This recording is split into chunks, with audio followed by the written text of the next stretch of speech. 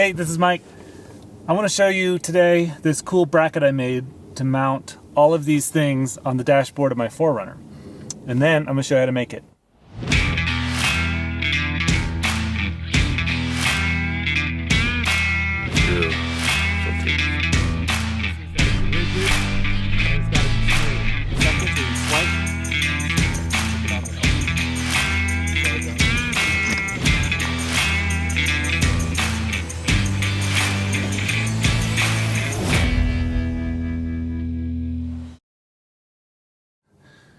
So I have my iPhone and I have a little steely mount. There's a magnet right here and it mounts right there.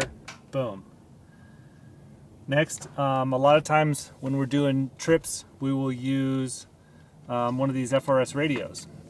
And so the FRS radio just clips right on. Easy grab and go. These are super handy and everybody has one. Next I have a CB radio and the CB's down here. But the handset just sort of clips right on. No special mount or anything. And then finally I have my Yaesu FT60 ham radio. This I use every once in a while. It works really well. And now you can see the bracket. It's 22 gauge steel bracket that I've bent. So this is vertical and then it angles down and mounts to this faceplate here. And then over here there's a bracket that secures it and keeps it from falling down. And on this side there's a little piece of tape that sticks it to the dashboard. And this here is just a little bracket that I made up because my new phone is way too big, and without that bracket it would just fall, it would just flop forward. So let's go in the garage and I'll show you how to make this.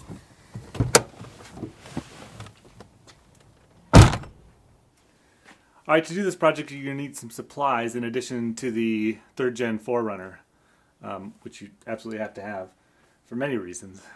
This will work, this particular design I'm doing will work on any 1999 or later 4Runner. What are you guys doing? You'll need sheet metal. This is 22 gauge sheet metal that I got at Home Depot for about $8. You can make several with this. Tin snips, C-clamps or regular DeWalt clamps. You're going to need a grinder or a sander or a file. And you're going to need some 3M double stick tape. And to bend the metal, it's handy to have a couple of these random pieces of angled metal. So the first step is to measure it out. And for this design, it's 10.5 inches wide. So we'll get the square and measure to 10.5. And then take that all the way across the piece. Like that.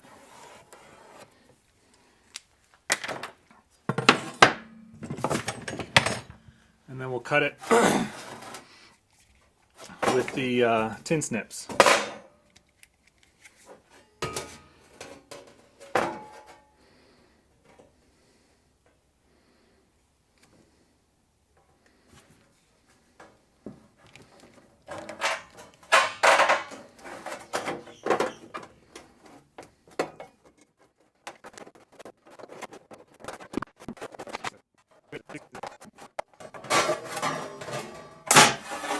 There we go.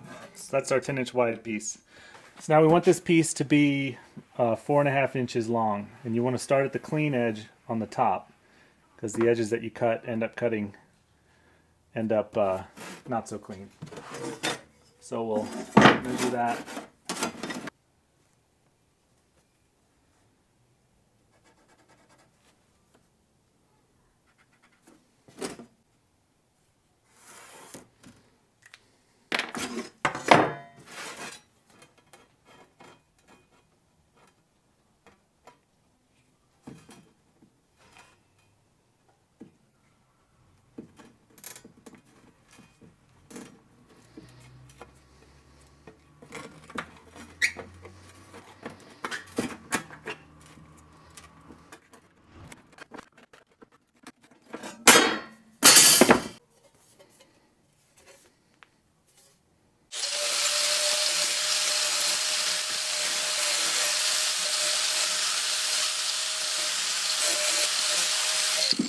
Now we're going to take the angle metal and do our bends.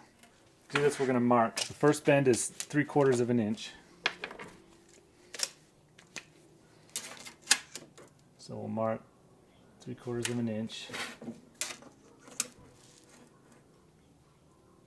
on both sides. We'll mark on both sides. We can use the angle metal to hold it down.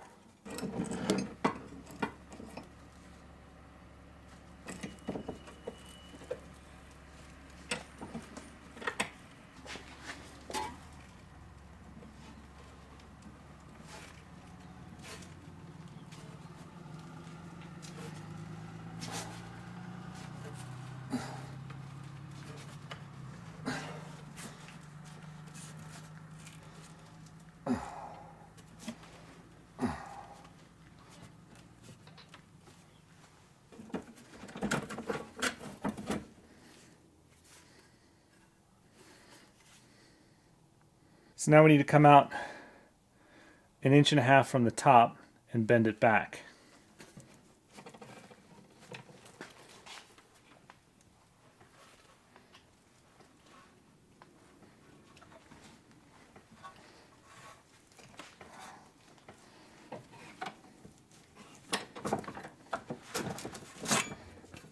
And there you have it. That's pretty much it. The last thing we have to do is cut this notch out for the hazard signal. That is about 2 inches wide, and it's right in the middle. Let's go do that.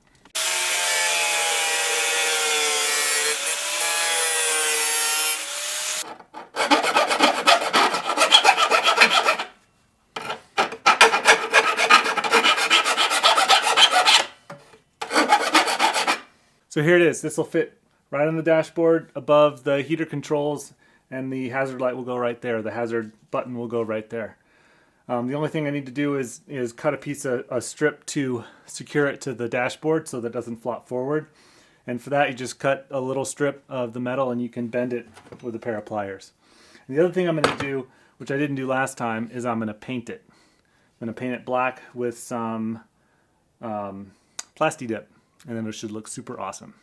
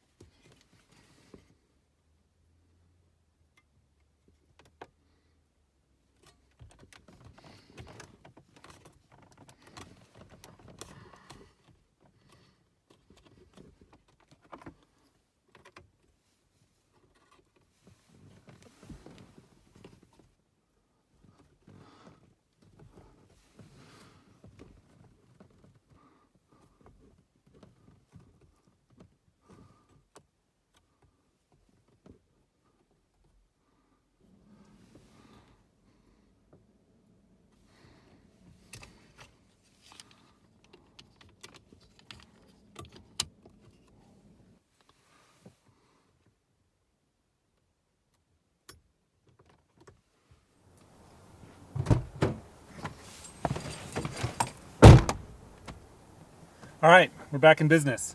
I've got the new plate installed, so now I can hang all my stuff back up. Right there, right there, right there. So we're good to go.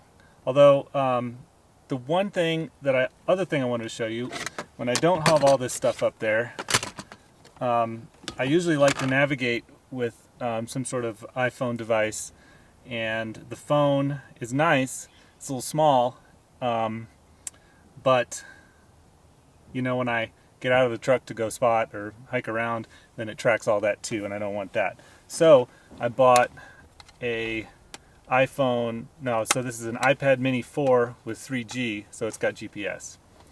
And I bought this nice OtterBox Defender case for it, so the kids can drop it and it won't hurt it. I acquired this is the lid that covers it up.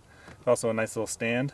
I acquired a second one with the purpose of modifying it to go on this. So what I did was I bought a couple of cheap steel money clips off of Amazon. These were, it was less than $4 for both of them. And then these are little silicone bumpers that you can get at Home Depot. So now this thing will slide over.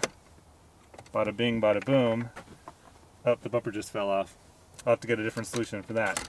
But now this thing can pop right in and I can navigate. Pretty cool. So yeah, hope this works out for you. Thanks for watching the videos. If you like this kind of stuff, I'll be doing more of it. Be sure and like and subscribe, and we'll call it good. Thanks for joining. Bye-bye.